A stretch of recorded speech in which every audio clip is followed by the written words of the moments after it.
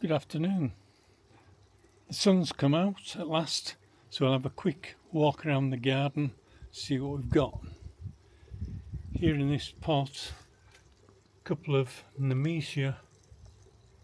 My wife wanted something to go in a pot on this little tricycle, and I bought a couple of Nemesia. Very strong fragrance, so nice to have on the edge of the patio. Here we've got philodendron. This one's called Pearls of Perfume, I believe, and it was bare-rooted perennial from Farmer Gracie. Doing quite well, growing away. I didn't think it would make much this year, but nice to see just a few flowers on it and these new shoots. An orange lily, which I've had quite a number of years now, just sits in a pot and seems quite happy.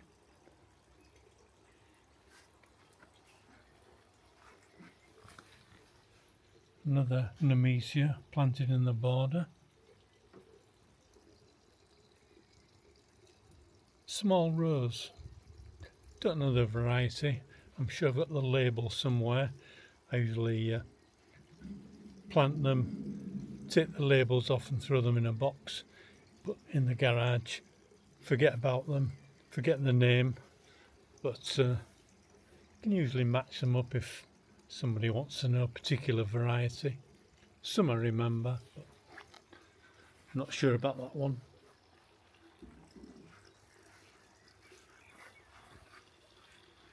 Here, Iris sibirica.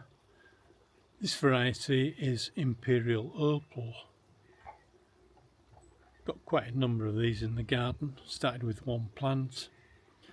They tend to get bigger each year, but get a bit of a hole in the centre, so they need digging up every so often, splitting, replanting.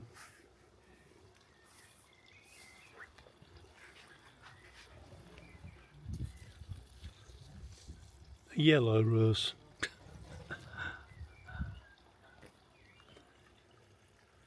And pink lupin grown from seed.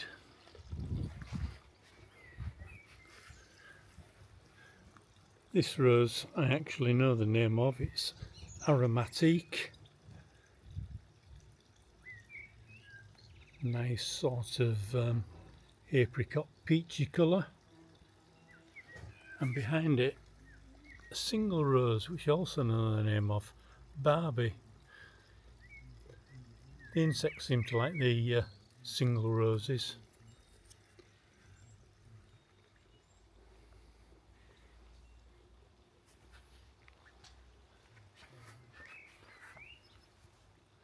Antherinum in flower.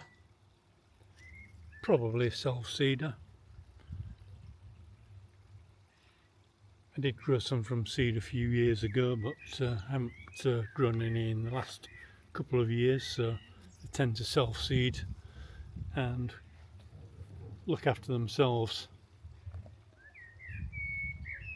Another Iris sibirica.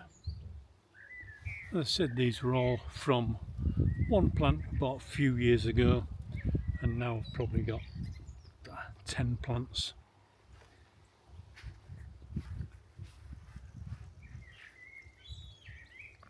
Poppy with buds on, another self-seeder.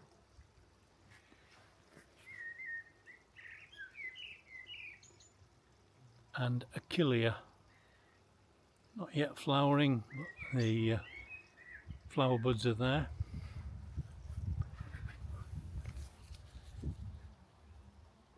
Another pinkish red rose.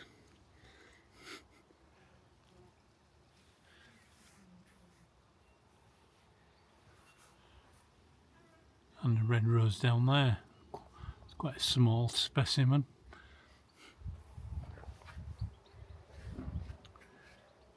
Just here is a Spanish poppy. Bright orange flower, only lasts a day or so, but they do have lots of buds. And again, tend to seed everywhere really. So the thing is just to control them, take a few out. One of the old roses in the garden, Rose Gauchard, reliable old variety. Another old rose, not sure of the variety of this. Really ought to have looked it up before I started. More roses, not yet flowering.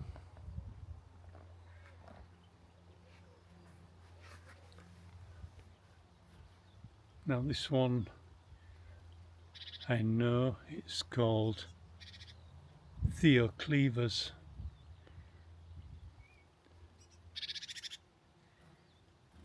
It's a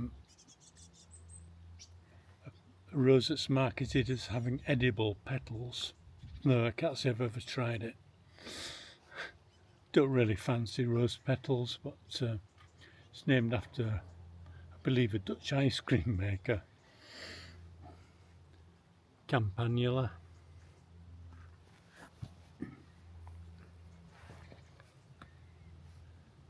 And here, Dianthus variety Doris.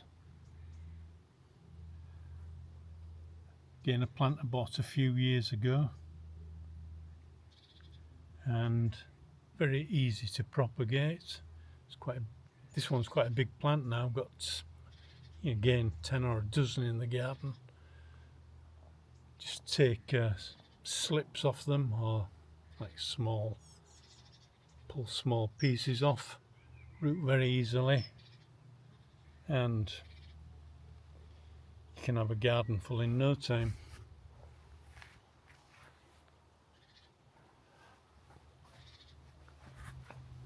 A nice white campanula.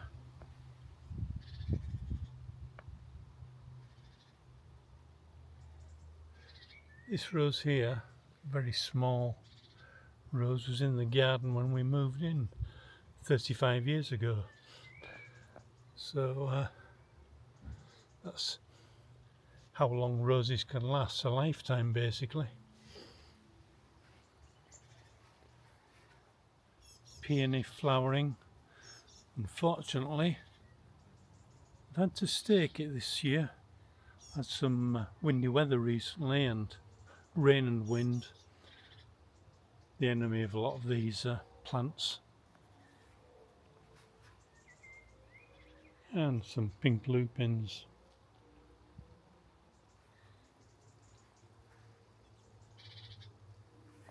This bush here is also, I believe, the Theoclevas, but not yet flowering.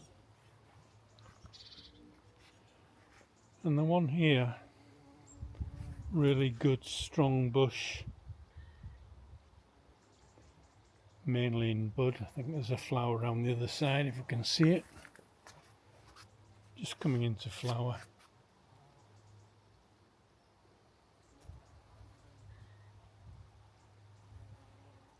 And this is just Morrison's Market Street Floribunda, pink. So it's a really nice rose, very strong, healthy rose. So it just shows you can buy a cheap rose for a few pounds, every bit as good as some of the more expensive ones with fancy names.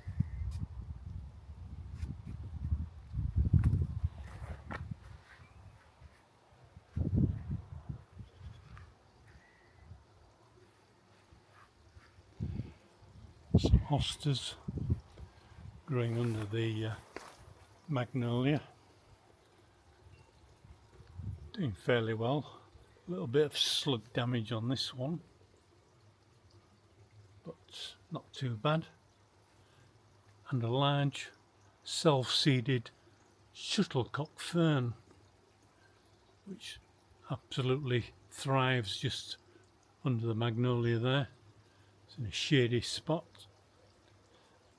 Plants always seem to do well when they find their own little niche in the garden. So if they're not doing any harm, leave them alone. If you don't want them, take them out. And a salvia, hot lips.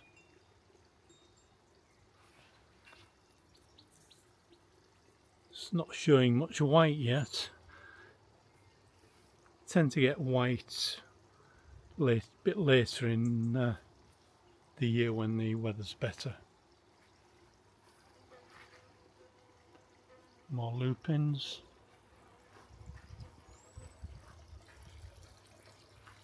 And yet more lupins. And finally, another self-seeder, foxglove. No bees on there at the moment, but it's a real bumblebee magnet.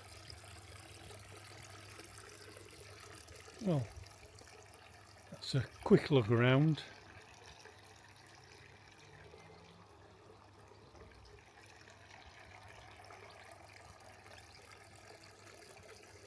All we need now is some warm weather so we can be out more in the garden and enjoy it.